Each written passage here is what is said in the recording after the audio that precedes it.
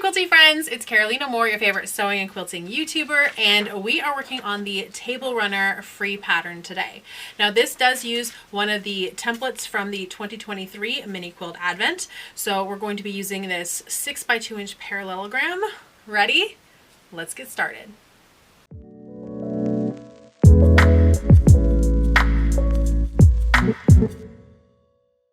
So we're going to talk through this as we work on it. This is the free Table Runner pattern. The link is down in the description for you to be able to download your free Table Runner pattern. It does use the 2x6 parallelogram from the 2023 Mini Quilt Advent. As of filming this video, I do still have those Mini Quilt Advent kits in stock. So if you did join in for the 2023 Mini Quilt Advent last year, awesome. You already have the template that you need.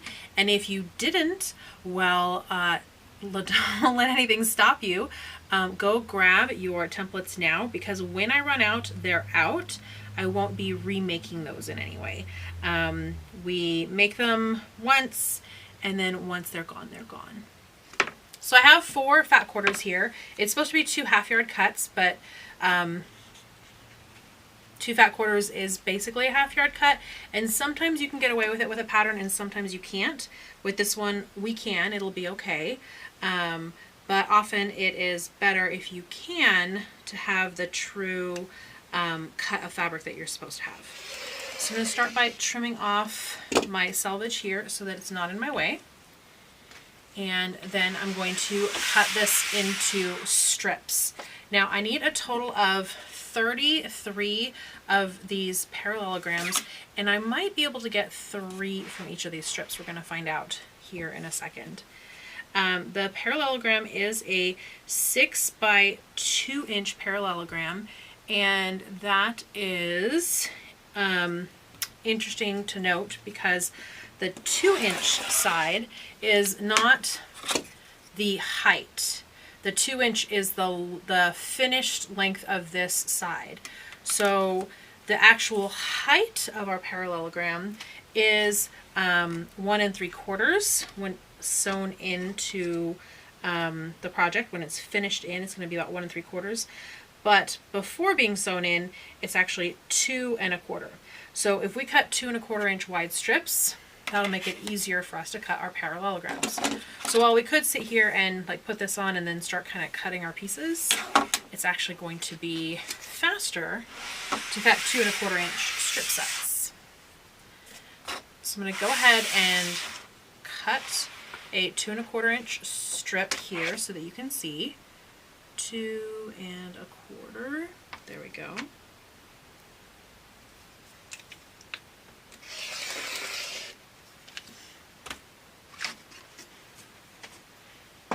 And I have 4 layers of fabric here, 2 of the white and 2 of the red, and I need 33 from each color.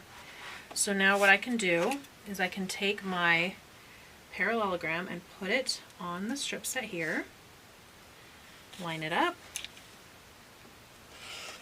boom, boom, and now I have 2 of each color.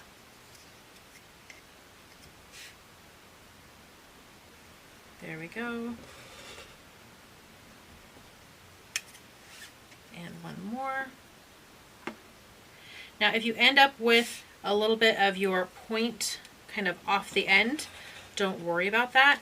As long as you have some good space. Okay, so let's look at this one here. I think that one's not going to work. Yep, that one's too close, so this one won't work. And let's look at this one. Nope, that one's not going to work either. But we'll keep going, and we just need a total of 33 of these. If you end up a little bit short, then you just end up with a little bit smaller table runner. It's not that big a deal, but we're going to go ahead and get all these cut out. Now, one thing I do want to note as I'm cutting these all down, so I'm cutting these to my 2 1/4 inch, and then I'm going to cut them down further with my template. So a couple things. First is that all of my fabric is right side up, And if you're doing this with half-yard cuts and you have it folded on the fold, when you go to cut it down with your template, you want to make sure that all of it is right side up. So you want to open it up at the fold, and that's because otherwise you'll end up with one parallelogram facing this way and one this way, and you're going to have them cattywampus. So because I'm using fat quarters, it was easy to have them all right side up. But if you are using half-yard cuts, make sure that when you go to cut it down into your parallelograms, that you open it up at the fold and don't have it right sides together or wrong sides together, because otherwise it will end up cattywampus, and we don't want that. And then one more thing to try to give myself a little more room down at this end so that I don't run out is I am going to intentionally let some of that point go off the end. So have where this 1/4 inch line comes up right about there, because that would be a dog ear anyway. So I'm going to intentionally let that dog ear just kind of get chopped off at the beginning, and hopefully that will give me more room down here at the end. All right, so now I'm just going to chop these up into bits, and I should have 32 of each color when I'm done.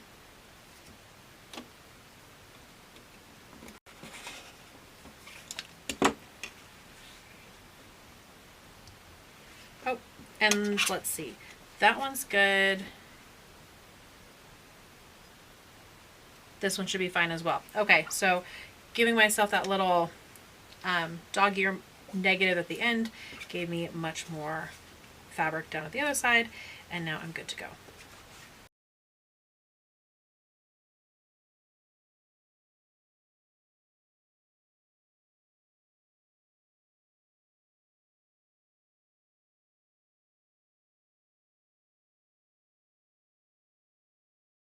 All right, I've double, triple counted. I should have 32 of each here. So now I'm going to sew them each into pairs, and then sew those pairs into pairs, and then sew those into pairs, so that I end up with rows of 8 that are one and then the other. So staggered, a red and then a white, and then a red and a white, and red and white. So we're going to sew them into pairs of red and white together.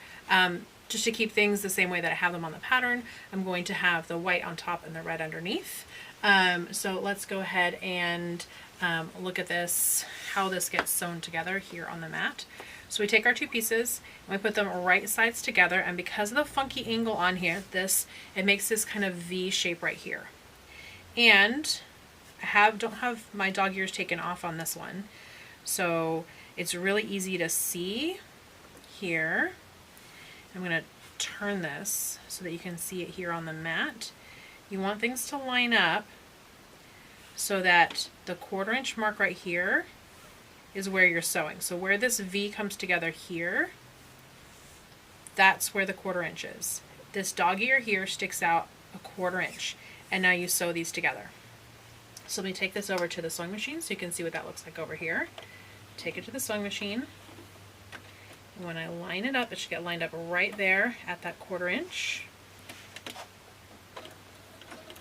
And now we sew.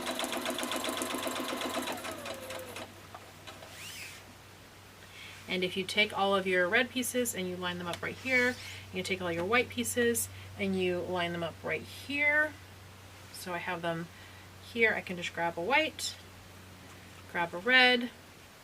This one already has that dog ear taken off.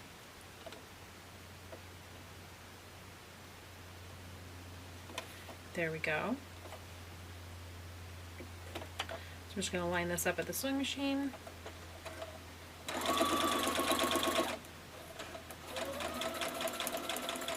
And sew all the way down. So just grab a red, grab a white, and sew.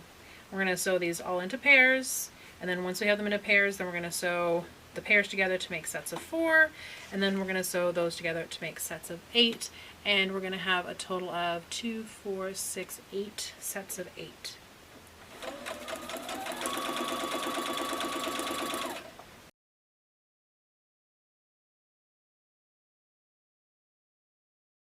I have them all sewn into my red and white pairs, and you can at any point kind of open these up and double check to make sure that everything is lined up nice and straight, and these are. And now you just do the same thing, open them up, put two together, make sure that you are offsetting those for the dog ears, and now we're going to sew this, and it'll be less, it's half the sewing, because now we're taking the pairs and sewing them into pairs, so it'll be half the sewing, and then we're going to take those pairs and sew them into pairs, and so that's again going to be half the sewing. So it should go together pretty quick now, and it's going to make this fun little stripy table runner. Alright, so I'm going to go ahead and I'm going to keep sewing. Okay, I have our sets of 8 sewn together, and we're going to go ahead and take them off the machine. This is a Blade Saver thread cutter, which just opens up and snaps back together, and then there's a little slot in here that this goes in. You recycle your old rotary cutter blades in here, and now I can take this and it allows me to cut apart my chain piecing. So just tucking the threads right between the little spots on the snowflake, so you can see the blade sticks out on the little spots on the snowflake, so that allows me to boop and boop. Cut all these apart.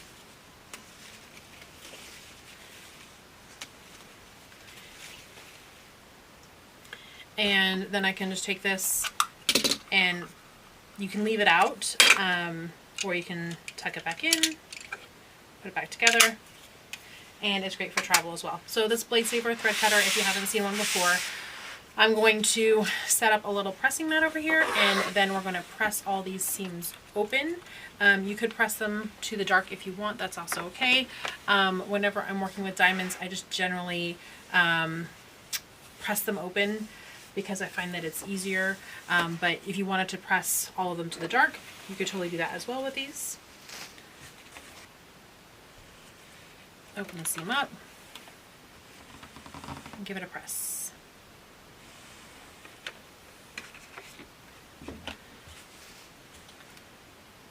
And then I'll just keep doing that.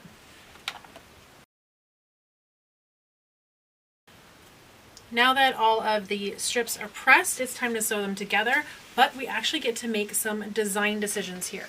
So when I designed the table runner, I designed it with this layout, but you can do whatever layout you want. So in the picture it shows all the white to the left, and it shows them offset like this. So we'll just do a couple so you can kind of see that it kind of creates this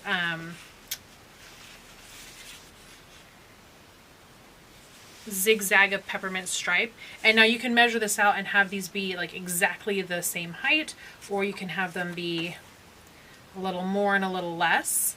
And I like it being a little more organic and freeform like this. But another thing that you can do is you can line them up so if there's a red and a white. So white, red, and you can kind of make this diagonal checkerboard pattern. So there's different ways that, depending on how, let me get a red one in there. Depending on how you want to set up your table runner, you can do more of a checkerboard. I like the way that I originally set it up, but I wanted to give you other options if other options are what you like, because y'all, it's your project. When you sew it, you get to make it the way that you want to make it. I, as a pattern designer, have put together an idea, an inspiration, and you get to take it and run from there with what you want. So I'm going to take these and I'm going to put them all with the white end on one end so that I can do it pretty close to the way that the pattern shows. The pattern shows them all pretty exactly aligned. I'm not going to worry so much about exact alignment on mine. And these can all get sewn and then it can get pressed at once. You don't have to press between. So if you haven't watched my videos before, here's the pressing rule that we always talk about when we talk about pressing. You always need to press before you sew over a seam. So all of these seams that I just pressed, I pressed those because I'm going to be sewing over them when we sew these together.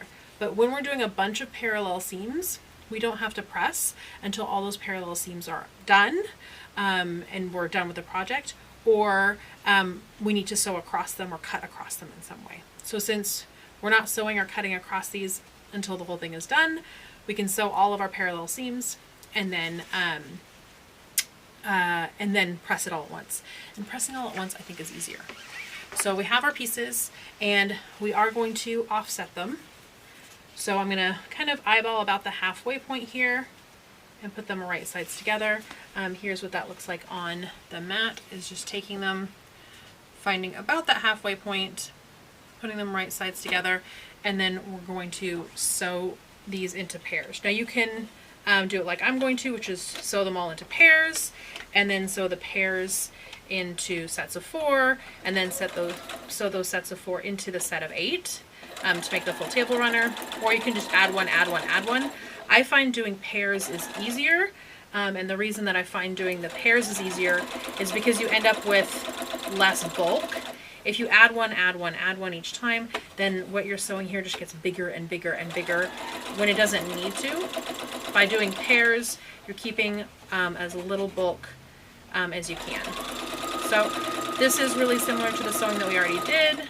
Just make sure that you're not stretching out your fabrics and you're sewing with your 1/4 inch seam allowance. And we're just gonna sew these into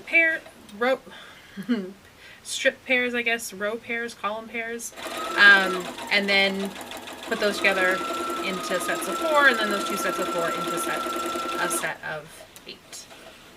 And then we're gonna come back and press it to finish up our table runner.